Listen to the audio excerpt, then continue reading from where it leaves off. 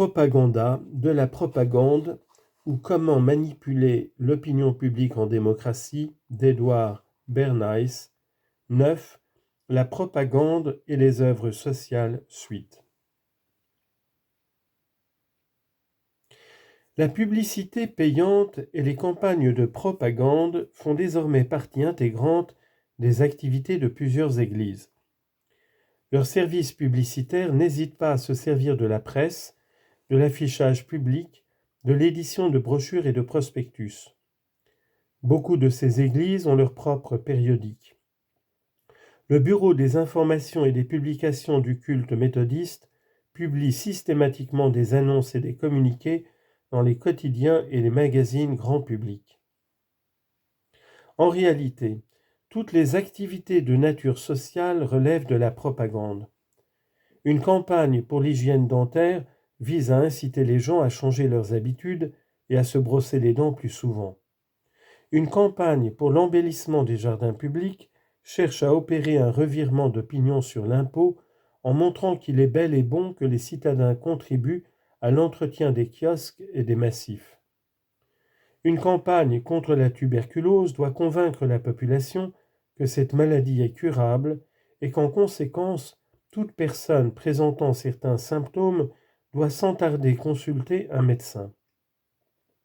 Une campagne visant à réduire le taux de mortalité infantile tentera de modifier les comportements maternels en mettant l'accent sur l'importance des tétés, de la toilette, des soins à apporter au bébé.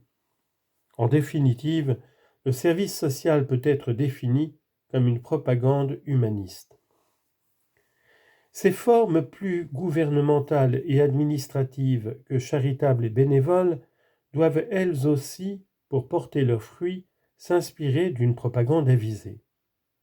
Dans son livre sur l'évolution de la pénologie moderne en Pennsylvanie, le professeur Harry Helme Barnes reproche à la classe politique de freiner la modernisation de l'administration pénale de cet État.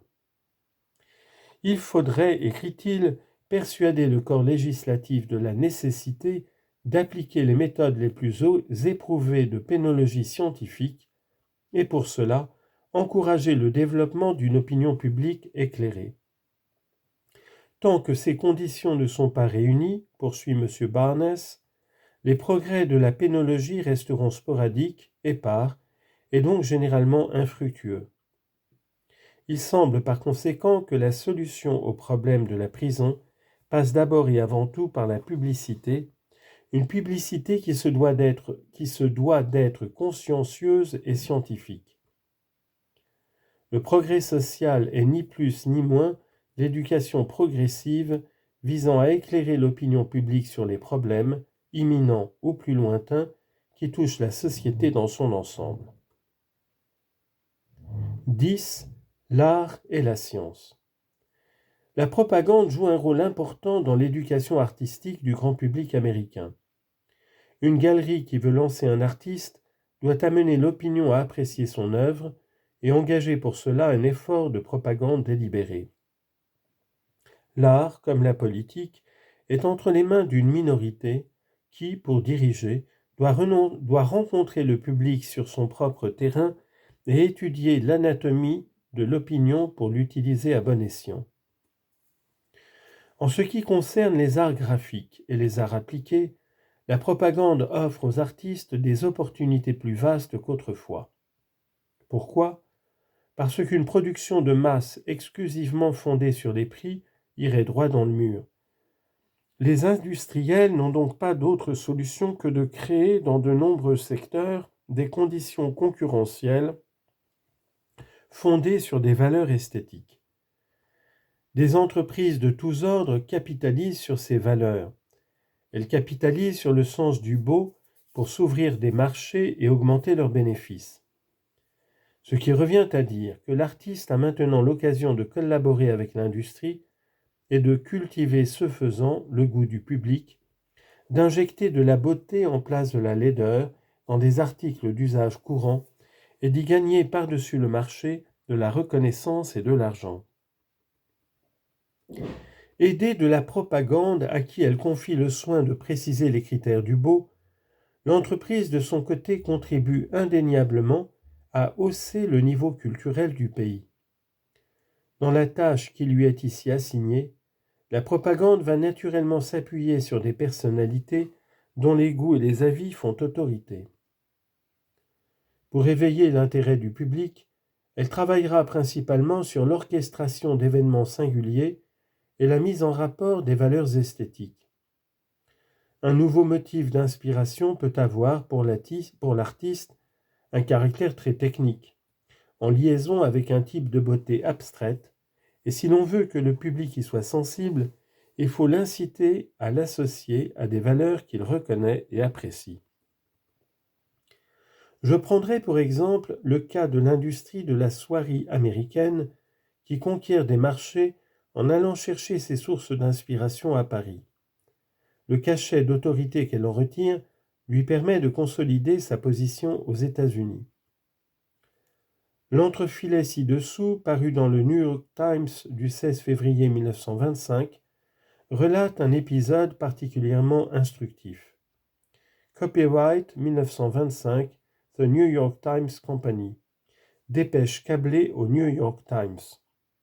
Paris, le 15 février.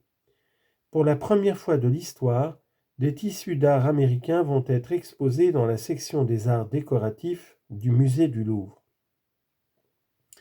Cette exposition, qui ouvrira le 26 mai prochain, sous le haut parrainage de M. Paul Léon, ministre des Beaux-Arts, présentera notamment des soieries de la maison Cheney Brothers, Manchester Sud et New York, avec des motifs conçus à partir des créations d'Edgar Brandt, le célèbre ferronnier d'art français, le moderne Bellini, qui crée des œuvres magnifiques en fer forgé. M. Brandt a dessiné et réalisé les monumentales portes en fer du mémorial de Verdun. Il a accepté de prêter son concours et de participer nommément à cette exposition qui présentera à la France les accomplissements de l'art industriel américain. 30 motifs inspirés de l'œuvre d'Edgar Brandt sont déclinés dans des centaines de coloris sur 2700 mètres de soieries, de guirlandes et de coupons de velours. Ces ferronnières imprimées sont les premières créations textiles à illustrer l'influence de ce maître moderne qu'est M. Brandt. Les soies, d'une composition remarquable, s'ornent des motifs caractéristiques de la manière de Brandt, reproduits dans l'entrelacs des grands dessins dus aux artistes de la maison Cheney, qui ont su relever la gageure insensée consistant à passer du fer à la soie. La beauté des couleurs chaudes rehausse encore la force et l'éclat des compositions originales.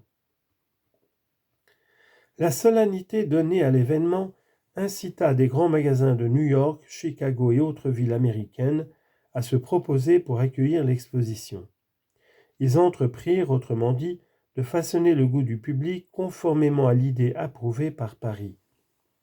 Les soieries de la maison Cheney Brothers, produits commerciaux fabriqués en quantité, conquirent ainsi l'estime générale par association avec l'œuvre d'un artiste reconnu et d'un prestigieux musée.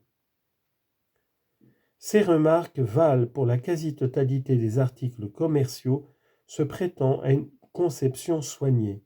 Meubles, vêtements, lampes ou affiches, étiquettes de marque, jaquettes destinées à protéger les livres ou couvertures de livres de poche, baignoires, etc.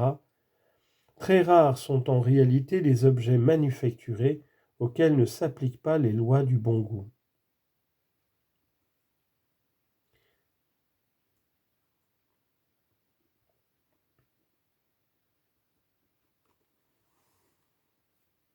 Aux États-Unis, des secteurs de production entiers sont travaillés par la propagande afin de mieux répondre à des besoins à la fois économiques et esthétiques.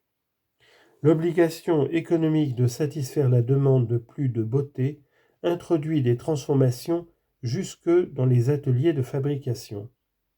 Récemment, un fabricant de pianos a confié à des artistes le soin de concevoir des pianos modernistes. Ce n'est pas le surgissement d'une demande importante qui l'a poussé à agir de la sorte, et d'ailleurs il ne comptait probablement pas vendre beaucoup de ces pianos modernistes. Il savait seulement qu'il faut proposer plus qu'un piano pour attirer l'attention sur cet instrument. On ne parle pas des caractéristiques des pianos autour d'un thé mondain. En revanche, un piano moderniste aux lignes inouïes est un excellent sujet de conversation.